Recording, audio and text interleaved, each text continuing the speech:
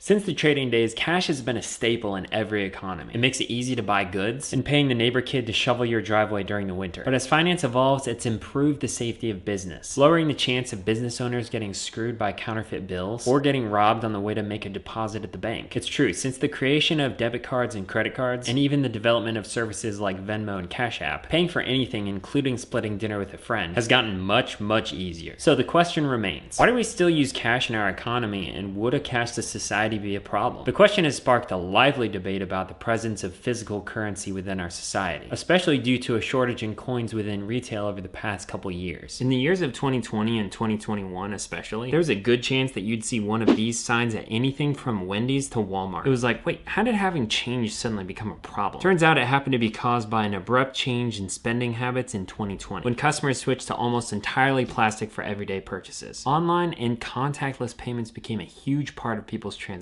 This caused somewhat of a halt on currency circulation, to the point where the government actually restricted the ability of banks and other financial institutions to acquire coins. Despite this, social media blew up with conspiracy theories about governments trying to rid their economies of physical currency, controlling their citizens by tracking their cash flow using the ledgers of banks. On the less cynical side of the population, there were still concerns about how a cashless society would affect the average Joe's management of their money. So despite the convenience of modern payment methods, going cashless is a concern for a lot of people, and I thought it would be interesting to investigate the pros and cons of such a society. On the pros side, we've got some compelling reasons to go cashless. Number one, according to Time, the dollar bill is one of the dirtiest things within our society, and can reportedly carry more germs than a household toilet.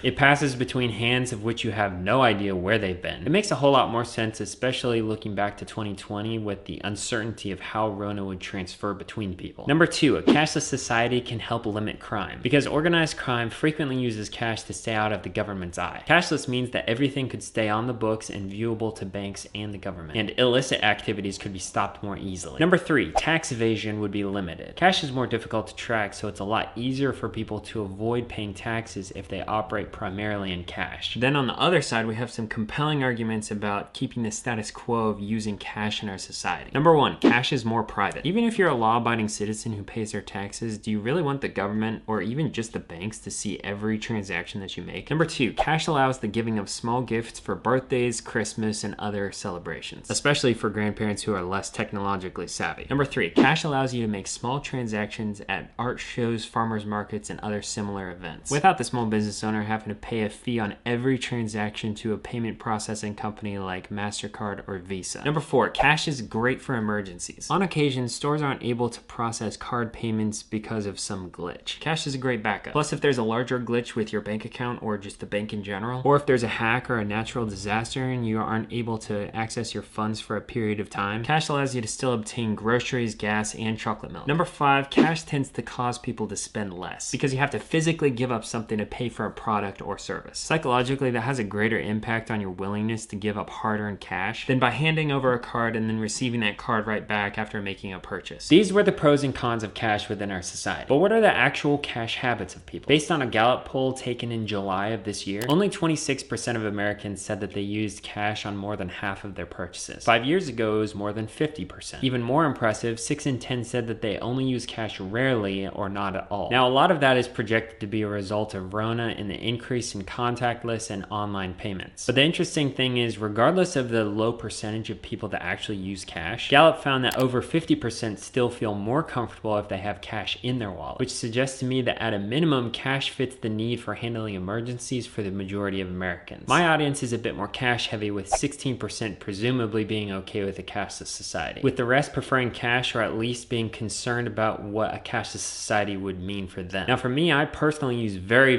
little cash on a daily basis, but I'm a huge proponent of having physical cash within our economy. I think right now the pros outweigh the cons for cash, and my concern is that when we go cashless, we'll never go back. But I'm curious where you stand on this. Let me know in the comments down below. Like and subscribe because that really helps my channel, and check out this video next because YouTube thinks that you'll like it.